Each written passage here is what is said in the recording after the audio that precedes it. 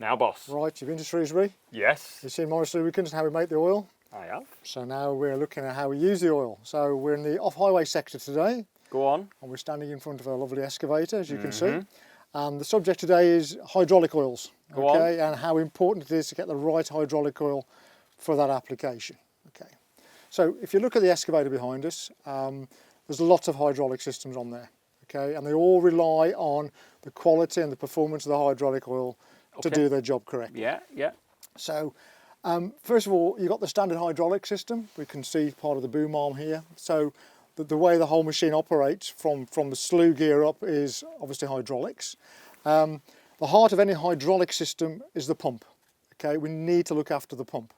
So the pump makes sure you've got the hydraulic pressure required in order to carry out its working duties, basically. Yeah. On plant and construction equipment like this, you tend to get the slightly more sophisticated pumps, like the variable displacement piston pumps, which are very fine control.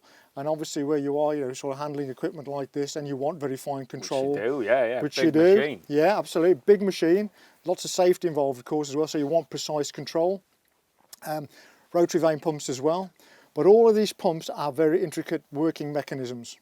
So part of the hydraulic oil's function, apart from obviously applying hydraulic pressure to do a job of work, is to look after all those components as well.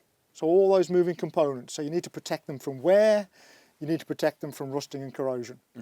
So there's a lot going on in there, and poorly formulated hydraulic oils will not look after your pump, which tends to be the most expensive part of the whole system if you've got to replace it. Is that right? If you had to change the pump on this, it'd be more expensive? Variable displacement piston pumps on this kind of equipment can be quite big and very costly to replace. Okay, right. So wear protection is paramount, rust and corrosion protection is paramount.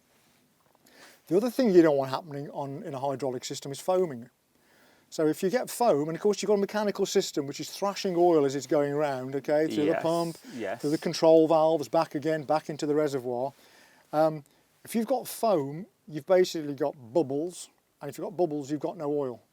So if you're putting foamy oil back around a system, that's not good, because the compressibility of the oil then. Exactly, yeah. So no control. Exactly, and the whole reason why a hydraulic system works is hydraulic oils are virtually incompressible. Yeah. So whatever pressure you put one end is coming out the other end. Okay, yes, yes. So if you've got any sponginess in there due to poor foam control, that's a bad hydraulic oil. Bad hydraulic oil. So improper operational efficiency, but also you're starting to get wear in places because air isn't going to lubricate the pump. Yeah, I understand. You know, okay. So foam control is really important. The other important feature of a hydraulic oil, a good quality hydraulic oil, is its ability to cope with water ingress. Okay. Yeah. So it can be water coming in from through the breather. Okay. We could be working in humid conditions. We could be working in very wet environment for whatever reason, and you don't want that water to kill the performance aspects of the hydraulic oil, and poor quality anti-wear chemistry and anti-corrosion chemistry can be badly affected by water contamination. Go on. It can basically make it not work at all. So you've just got oil going around the system. So the oil has got to be very capable and compatible with certain levels of water. So a lot of the big pump manufacturers have specific screening tests to make sure that the water does not affect the additive system and its ability to protect. Right, is that right? Yeah, so water's important. So getting wetter is always, that always happens then? It can, yeah, to different levels and different degrees. What, in the form of condensation? Form of condensation, but as I say, it could be humid conditions, because obviously the reservoir has to breathe. Yeah. And if it is breathing in humid air with a lot of water content, that can be another way of getting it in there. So any water, and we're talking microscopic amounts sometimes as well. We're not talking huge amounts, you know, but that can have an effect because all the chemistry works at the molecular level. So you don't need a lot of water to start to have an adverse effect if that chemistry isn't strong and robust enough to be able to cope with it. So that's all the kind of chemical needs that you need to, you need in place, all the kind of chemical properties. But beyond that, one of the biggest operational challenges for hydraulic oils is operating temperature range. Yeah, okay, So go on, what's the normal range for hydraulic oil? It's not like engine oils, would it be? No, but... where you see, 110, 120 degrees. What would you see in hydraulic oil? But it's more to do with operational. So if this is in the middle of an exposed construction site in the middle of winter with a wind chill factor on it, yeah, -20, for example, you need to be able to jump into the cab and use the hydraulic system straight away. Yeah. You don't want any sluggishness. No. And then, of course, on the other end of the spectrum, when the machine's been working hard for a long period of time, and this could be in the middle of summer, so your ambient temperatures are really high as well, you still want that hydraulic system to perform as equally as good as it was if it was just starting up from cold. Yeah. So you've got predictable operational capabilities from that hydraulic fluid. So you have something called high viscosity index hydraulic fluids, which are designed to give you good cold start fluidity when it's cold and you're jumping in the cab and you want to make things work, all the way up to hot operating temperatures. But you've got consistent operational performance from the hydraulic system. And bearing in mind, some of these may not be, you may be literally just changing the operator. Now, if you've got a big project on, there's a time scale, when these things get hot, they get properly hot basically. So you need a hydraulic oil which is going to cope with those high temperatures. So one of the other things you have to cope with is the thermal oxidation stability of a hydraulic oil, which is how the hydraulic oil puts up with those high temperatures without breaking down itself, okay? So you need antioxidants in there to look after the hydraulic oil itself so it doesn't become oxidized. Yeah. An oxidized oil is basically something that gets really thick, it starts to polymerize basically. If it becomes thick, of course, its ability to flow and cool isn't there either, so you don't want it getting thick. But as it oxidizes, it can start to form acidic byproducts as well. And acidic byproducts obviously can start to attack the metallurgy in the system. So you have to have antioxidants in there to give it good thermal oxidation stability at high temperatures. So you need to build that in. So that's part of the hydraulic system or hydraulic oil story. The other part is, as with this particular piece of equipment, is this has got a hydrostatic drive on it. Okay, so a hydrostatic drive uses hydraulic energy to drive the tracks in this particular case. Okay, yeah, no mechanical drive from the engine. No. There's no mechanical connection from the engine to the track. Absolutely. So you've got a mechanical hydraulic pump converting mechanical energy into fluid energy, which is then pushing another hydraulic motor at the end of that, converting it back to mechanical energy, which will then turn the tracks, essentially. Okay, so that's another part of the hydraulic oil story in this particular case, is not only for the general operation of the equipment, but you're relying on it to drive the tracks as well. And again, you want consistent performance throughout all these different operations, hot or cold, even if it's just standing there, it needs to be behaving itself in a predictable manner all the time. So hydraulic oil has lots of different things to do in this kind of equipment.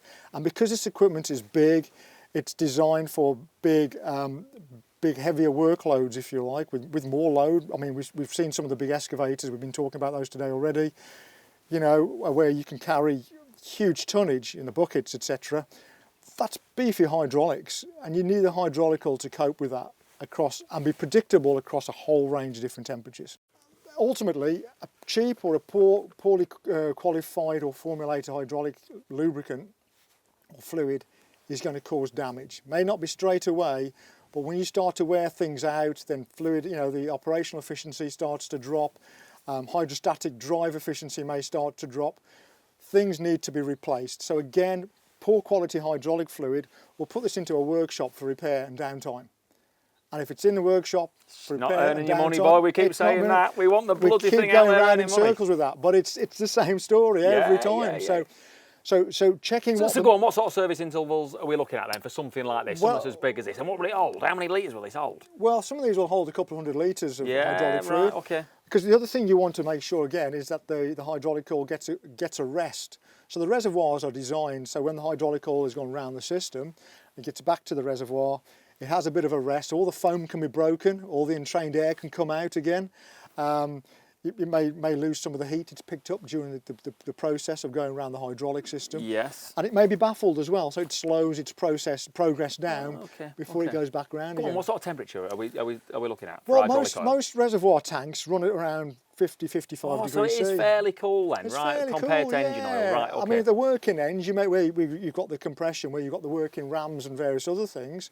Then it may be higher than that, but the actual average temperature would be about 50 degrees. 55 degrees C, and it's quite happy with that. Yeah, yeah. So you have to build a reservoir big enough to allow it to have enough dwell time in order to act as a bit of a heat sink as well. Absolutely, yeah, and let that go basically. And the only other place where hydraulic oils are important, well there's several, but one worth mentioning is the hydraulic brake circuits.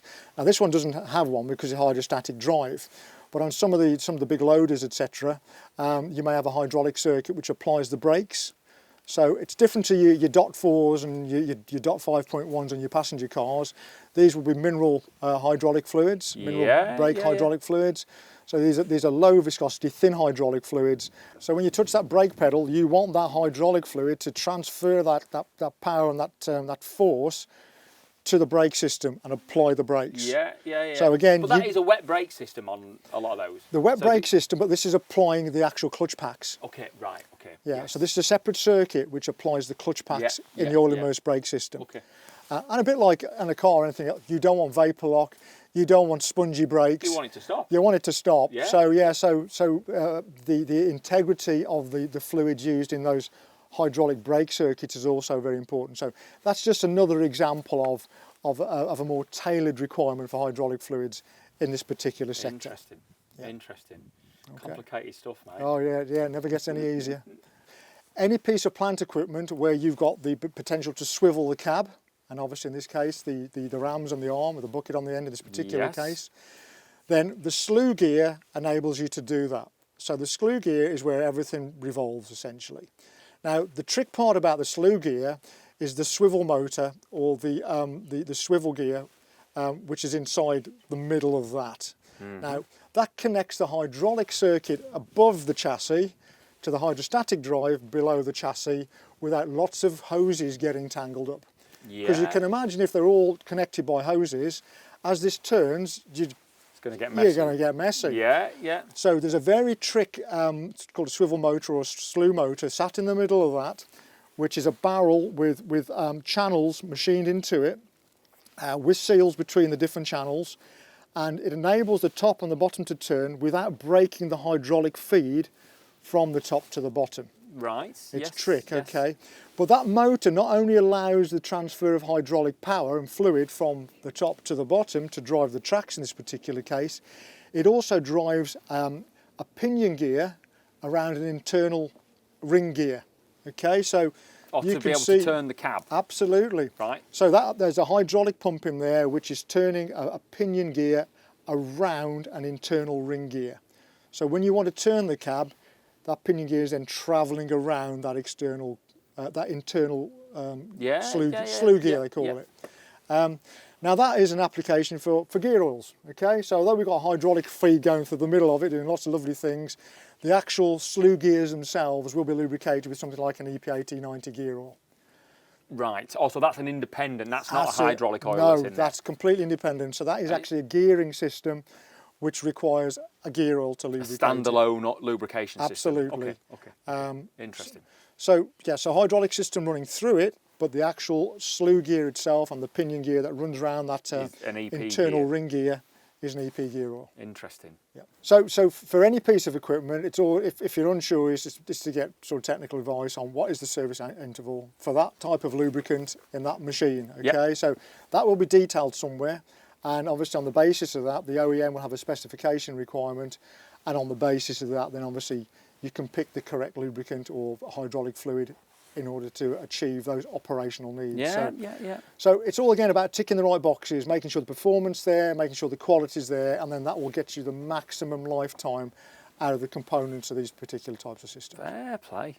Yeah. Fair play. The other thing to bear in mind as well is mixing hydraulic fluids. It's like any other fluid, whether it's in this market or this sector or any other sector, is making sure if you're mixing fluids from different brands, the specifications match up. Yeah, bit of compatibility. Yeah, because if you've got a high performance hydraulic fluid in this machine and you top it up with a lower performance hydraulic fluid, the machine's full of lower performance hydraulic fluid. Yeah. So and some of the chemistry may not be compatible with each other either. So I've heard of examples in the past where suddenly you get lots of foaming issues.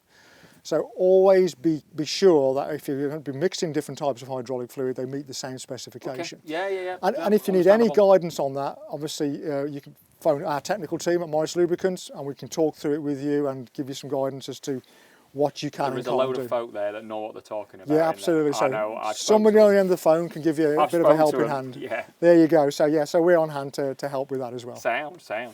Brilliant job. Cheers, Guy. Yeah, sound. Excellent. Thank you. So if you want to see any more content like this or videos with Guy, then visit the Morris Lubricants website or visit our YouTube channel.